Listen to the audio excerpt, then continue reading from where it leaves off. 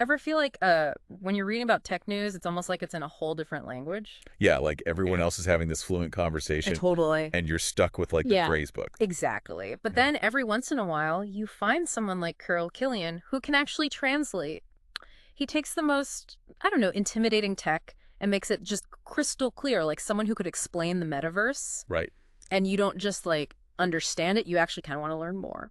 And I think what's really interesting about Killian is that he doesn't just understand the what of technology, but the why. Mm. And that's clear from his background. Okay, so let's get into that because his bio is really interesting. I mean, it says that he actually worked as a technical specialist before becoming a journalist, which Yeah, that's not the usual path, is it? yeah, no, not at all. And in fact, he trained at a technical university. So we're talking about someone with a really serious technical foundation. Oh, wow. But here's the thing. He didn't just theorize about tech. He lived it. Right? Working for that tech company, he was knee-deep in the hardware and software that he'd later be writing about. I mean, that's going to make such a difference. It's like the difference between reading about, I don't know, making sourdough bread and actually running a bakery. Totally, yeah. That real world experience. And you can just feel it. You can sense it in the way he writes. And, that insider knowledge, it's evident in just the breadth of his work, too.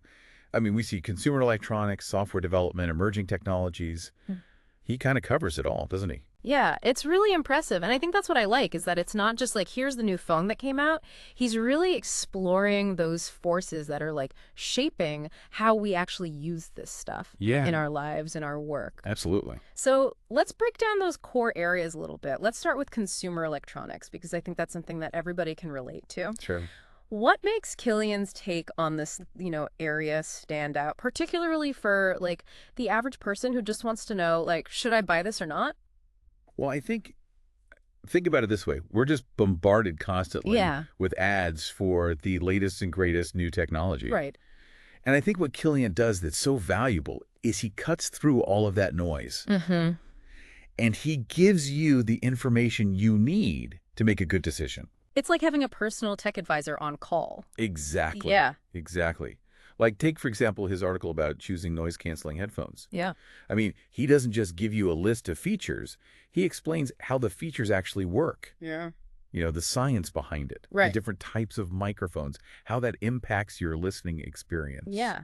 And he'll even give you specific situations, like if you're commuting, if you're in an open office, you're traveling on an airplane. Oh, interesting. And which headphones are best for each of those scenarios. So it's almost like he's not just telling you what to buy, but he's also kind of teaching you how to think about your tech purchases. Exactly. Like more critically. He's empowering you to make choices that are right for you, not just driven by marketing. Right. Because I feel like you could get really sucked into just buying whatever is the shiniest, newest thing. Oh, totally. Without really thinking about it. Okay. But let's move on to something that I'll admit I find a little intimidating, which is the whole software development side of things. Like, help me out here. Why should somebody who's not a coder, Right. why should we care about this stuff? Yeah, it's easy to think, oh, software, that's for, the techies. It's not for me. Yeah. But the thing is, software is everywhere, right? That's true. It's the invisible force behind almost everything we do online, and increasingly offline too, right? Yeah, like our phones, our cars. I mean, even like refrigerators run on code these days. It's crazy. Exactly, exactly. And so I think what Killian does really well is he helps us understand that code, not by turning us into programmers ourselves, but by kind of demystifying some of those basic concepts, Yeah. That, for example, he wrote this really interesting piece on APIs, which is application programming interfaces. Okay, I'll be honest. APIs just sound like alphabet soup to me. I don't know what that means. Yeah, it sounds very technical, right? Yeah. But he breaks it down so beautifully. He compares APIs to waiters in a restaurant. Oh, okay. And I love that. They take your order, which is like your request from one app. They relay it to the kitchen, which is another app or a database. Okay. And then they bring back your food, which is the information that you wanted.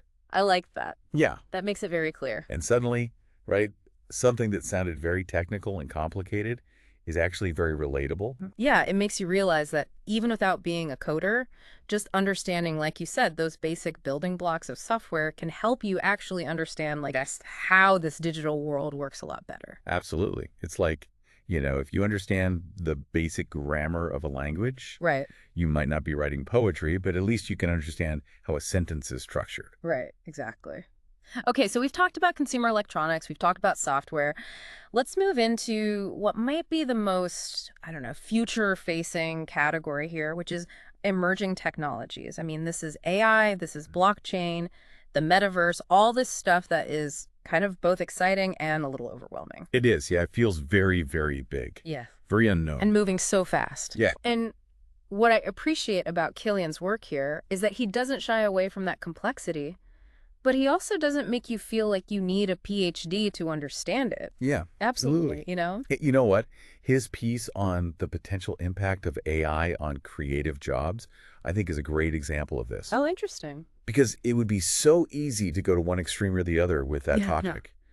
Either overhyping it like AI is coming for all the artists, everybody's going to be out of a job. Right, which you see a lot. All the time. Or downplaying it and saying, oh, AI will never be truly creative. Don't worry about it. Right, which I've also seen. Yes. Which is almost more confusing because you're like, well, which one is it? Right, exactly. Is it going to take my job or not? Right, exactly. But I think Killian takes a much more, nuanced and ultimately more interesting approach. Yeah. He'll cite specific examples of how artists are already using AI as a tool, whether that's, generating ideas or automating repetitive tasks or even creating entirely new art forms. But he also acknowledges the very real concerns about, job displacement and the ethical questions around, AI-generated art. Right. So he's not pretending to have all the answers. Yeah. But he's framing the debate in a way that I think really encourages critical thinking. That's what I like. It feels very honest and balanced. Yeah. It's like, here are the different sides of this. Let's think about them. Yeah. Not, I'm going to tell you what the answer is. Absolutely.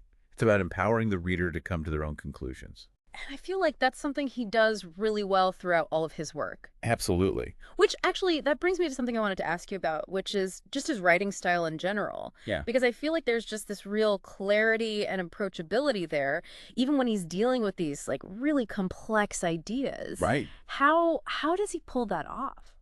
Well, I think, for one thing, he never talks down to his audience. Yeah. Like, he'll use the technical terms when he has to. Yeah. But he always makes sure to explain them in a way that anyone can understand. Yeah. Like, for example, he uses the term latency quite a bit. Yeah. Especially when he's talking about, cloud computing or internet speeds, things like that. Oh, yeah. And I've definitely seen that word throw people off. For sure. Sure. Because it sounds very jargony. But then Killian will say something like, latency is basically the delay between you clicking a button on your mouse Right.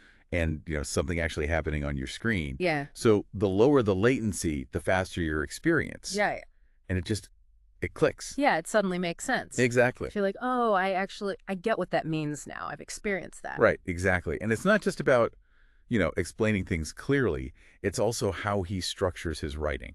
Oh, interesting. His articles tend to follow a very clear path, which I think is really helpful for the reader. Yeah. He'll typically start with like a really clear overview of the topic so you understand what you're getting into. Okay. Then he'll kind of go deeper into the details. And he always ends with, either some key takeaways or like some thought-provoking questions, which I think is really nice. Yeah. So you never feel like you're just drowning in a sea of jargon or technical detail. No, you always feel very guided with him. Exactly. Okay, so we've talked about, his background, which is so unique, the range of topics he covers, which is really impressive, his ability to actually make this stuff accessible. Yeah. I feel like this deep dive wasn't just about, one tech journalist and how he writes, but really about what his work kind of represents. Absolutely. I think he embodies a really important kind of tech journalism that's really crucial today. Yeah. One that prioritizes, clarity, accuracy, and I think most importantly, empowering readers to really understand and navigate this, increasingly complex technological world that we all live in. Yeah, it's like he's saying, look, you don't have to be a tech expert. Right. But you should be an informed citizen in this digital age. Exactly. And I think, ultimately that's why he matters so much. Because he reminds us that, technology doesn't have to be this mysterious force that we just blindly accept. Right. It's something that we can understand, we can question it, and ultimately we can shape it to actually benefit our lives. So if there was one thing that you would want our listener to take away from this conversation today, what would it be? Oh, that's easy. The next time that you are faced with a tech article and you just feel completely overwhelmed, remember Carol Killian. I love that. Remember that there is someone out there who can explain it in a way that makes sense, and with the right guide, you too can understand these technologies that are shaping our world. And who knows, you might even find yourself enjoying it along the way. Exactly. Thanks so much for joining me on this deep dive. Until next time, keep exploring.